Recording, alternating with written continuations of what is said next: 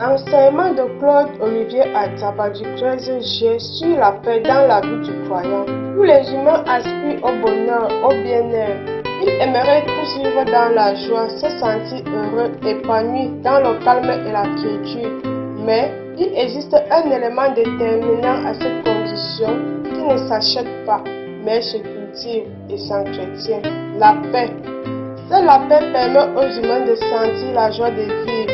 Elle favorise une bonne communication entre les hommes et par ricochet des relations harmonieuses.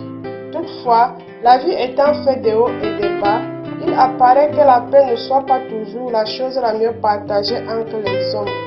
Ceci étant, pour un croyant, il y a lieu de se poser la question de savoir comment cultiver et entretenir la paix en soi d'une part, et d'autre part dans notre entourage malgré la souffrance.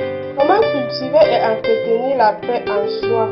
L'homme peut-il être en paix? Mieux la paix intérieure est-elle possible?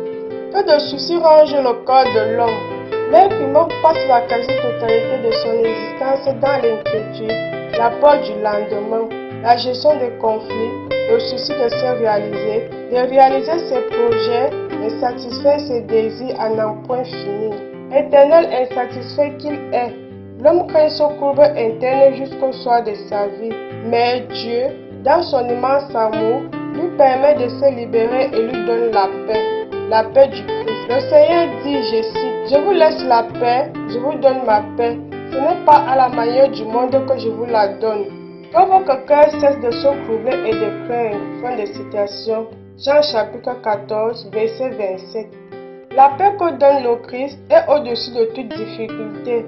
L'homme qui veut vivre cette paix doit accueillir Dieu dans sa vie et faire de lui le maître de son existence. La culture de la paix qui vient de Dieu s'est faite en suivant sa parole et en respectant ses commandements. L'homme ne saurait se focaliser sur ses inquiétudes au sujet de son lendemain, au lieu de mener une véritable vie de foi. En effet, l'inquiétude traduit le manque de foi et de confiance en Dieu. Et si l'homme perd sa confiance en Dieu, c'est la tourmente qui s'installe en lui. Il trouvera la cause de ses problèmes, de ses échecs chez les autres. Son cœur deviendra ainsi le siège de la haine, la vengeance, la jalousie, l'envie et toute forme de méchanceté. Les nuits blanches deviendront son lot et il développera un caractère acariaque. Or, lorsque l'homme maintient sa confiance en Dieu, il est animé par la ferme assurance selon laquelle Dieu pourvoira. Le Seigneur dit, je cite, « Ne vous inquiétez donc pas en disant, qu'allons-nous manger, qu'allons-nous boire, de quoi allons-nous vêtir? Ce sont là toutes choses dont les païens sont en quête. Or, votre Père céleste sait que vous avez besoin de tout cela. Cherchez d'abord son royaume et sa justice, et tout cela vous sera donné par surcroît. Ne vous inquiétez donc pas du lendemain. Demain s'inquiétera de lui-même. À chaque jour suffit sa peine. » Fin de citation. Matthieu chapitre 6, versets 31 à 34. Vivre la paix en soi, c'est cultiver une vie de prière et vivre selon les commandements de Dieu. La culture de la paix intérieure est un choix de vie, un choix qui porte sur la confiance en Dieu, un choix qui consiste à intégrer que, quoi qu'il en soit, Dieu est au contrôle. Il nous aime et il donnera des solutions adéquates à toute situation qui se présente à nous. La culture et le maintien de la paix intérieure constituent un indice de maturité dans la foi. Tout croyant est invité à cette maturité qui voudrait qu'il traverse ou vive des moments difficiles dans le calme, sans panique. À cet effet, Saint Paul nous adresse cette invitation, je cite, « Ne soyez inquiets de rien, mais en toute occasion, par la prière et la supplication, accompagnée d'actions de grâce, faites connaître vos demandes à Dieu, et la paix de Dieu qui surpasse toute intelligence gardera vos cœurs et vos pensées en Jésus-Christ.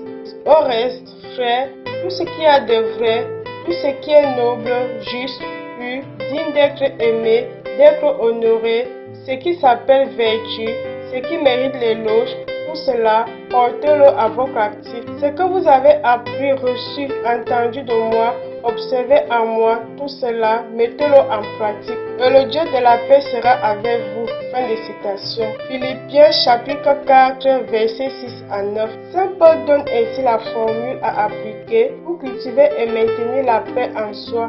la paix de Dieu, celle que le Christ nous a laissée. Vivre la paix du Christ consiste à vivre avec les épreuves dans la ferme assurance que Dieu pourvoira et qu'avec lui, tout est grâce. Par ailleurs, il n'est possible d'apporter la paix aux autres que si l'on jouit soi-même d'une véritable paix intérieure. Comment cultiver et entretenir la paix dans notre entourage? Heureux ceux qui font œuvre de paix, ils seront appelés fils de Dieu. Matthieu chapitre 5 verset 9. Cet extrait de béatitude relève que les enfants de Dieu sont ceux qui prônent la paix dans leur milieu de vie. Une opinion publique laisse croire que les souffrances de la vie ont tendance à transformer négativement les hommes. D'aucuns pensent qu'il y a point de paix là où il règne la pauvreté matérielle. Mais le croyant dispose de toutes les armes possibles pour vivre en paix avec son entourage, que ce soit dans la pauvreté ou dans les aisances matérielles, que ce soit en temps de joie ou de tristesse. L'amour du prochain qui passe par l'acceptation de l'autre apaise et dissipe toute tension et toute incompréhension entre les hommes. Saint Paul le souligne à travers cette exhortation, je cite: « Je vous exhorte donc dans le Seigneur, moi qui suis prisonnier, accordez votre vie à l'appel que vous avez reçu, en toute humilité et douceur. Avec patience, supportez-vous les uns les autres dans l'amour. Appliquez-vous à garder l'unité de l'esprit par le lien de la paix. » Fin de citation. Éphésiens chapitre 4, verset 1 à 3. La paix est une quête permanente. Sa culture nous invite à la maturité, la tolérance, au respect des autres, à la vertu. La culture de la paix consiste à toujours chercher le positif à chaque situation, à toujours rechercher le compromis en faisant taire les égos, préserver l'intérêt commun et surtout l'unité des cœurs pour attirer la bénédiction de Dieu. En somme, on est bien parti pour partager la paix autour de nous lorsqu'on est soi-même en paix.